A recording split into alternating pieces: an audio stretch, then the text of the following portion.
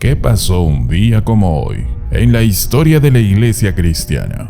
10 de octubre. En el año 732, Carlos Martel se enfrentó a los invasores islámicos que buscaban acabar con la Biblia y la fe en Jesús. En el 610, Mahoma recibió su llamado y comenzó a predicar, y después de muchas dificultades, desarrolló muchos seguidores. En 100 años, el Islam se había convertido en un poderoso imperio. Conquistó gran parte de Oriente Medio, el norte de África, partes de España y el sur de Italia. El Mediterráneo se había convertido en un lago islámico. Esto tuvo tremendas implicaciones para la fe en Cristo, que el Islam no se apodere de toda Europa y acabe con la Biblia. La fe en Jesús se debe a la providencia de Dios, actuada en la vida de Martel, a sus caballeros merovingios y a una valiente infantería. Tal día como hoy, Carlos se enfrentó a los invasores islámicos entre Poitiers y Tours, en una batalla que duró 7 días aproximadamente. Los musulmanes iban montados y su caballería empleaba una innovación, el estribo, y los francos iban a pie. Sin embargo, los francos se mantuvieron firmes como un muro y los musulmanes se retiraron derrotados.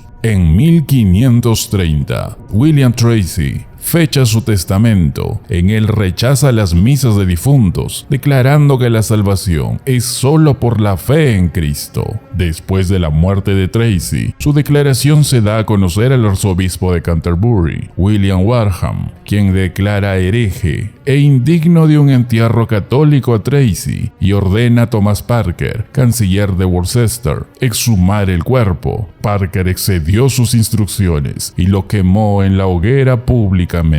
William fue un juez en los reinos de Enrique VI y Enrique VIII. Adoptó las creencias bíblicas que impartió Martín Lutero y poco antes de su muerte, un día como hoy, redactó un testamento en el que se expresaba su creencia en la justificación por la fe y se negó a hacer legados al clero. Se tomó la objeción al testamento como un documento herético cuando llegó a aprobarse en los tribunales eclesiásticos. El testamento de Tracy se convirtió en una especie de texto épico y ejemplar para los reformadores cristianos. Con frecuencia se les acusaba de poseer copias del mismo. En 1535 se publicó por William Tyndale, asimismo por John Freed. Otras ediciones aparecieron en varios años después. Los cristianos utilizaron el incidente de manera muy ejemplar y de testimonio contra el clero católico. En 1560 nace en Oudwater, Países Bajos, el teólogo holandés Jacob Arminius, el fundador de una teología que desafiaba algunos puntos de Juan Calvino. Aunque se diga muchas cosas de él, fue un fiel seguidor de las corrientes cristianas reformadas, como la Biblia como centro principal, también el Catecismo de Heidelberg y la institución de la fe cristiana, hecha por Juan Calvino. Arminio no buscaba construir una postura contraria al calvinismo protestante. No obstante, sin quererlo y sin que su nombre lleve cargado un gran peso en la historia de la teología bíblica, el nombre de Arminio se convirtió en el opositor protestante de las corrientes bíblicas calvinistas sobre la salvación del hombre, quienes atribuían esto los seguidores de Arminio luego de su muerte, lo cual para muchos eruditos bíblicos a través de la historia se trata de un gran error bíblico de interpretación que no es conforme a las escrituras, ya que aleja al hombre de la Biblia, de la justificación bíblica de la fe, pretendiendo unir el cristianismo con las creencias católicas.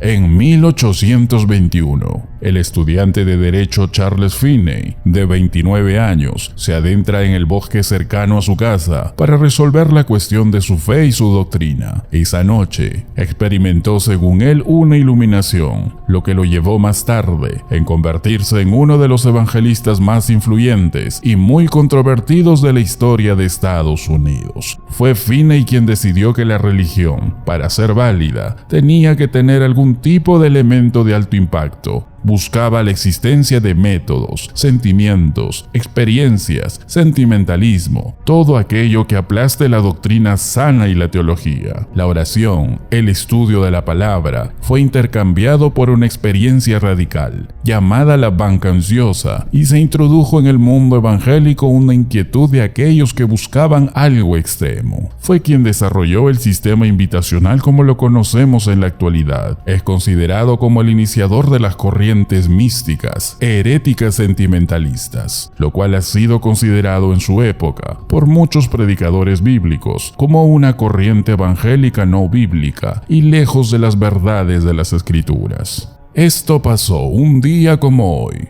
10 de octubre, en la historia de la Iglesia cristiana.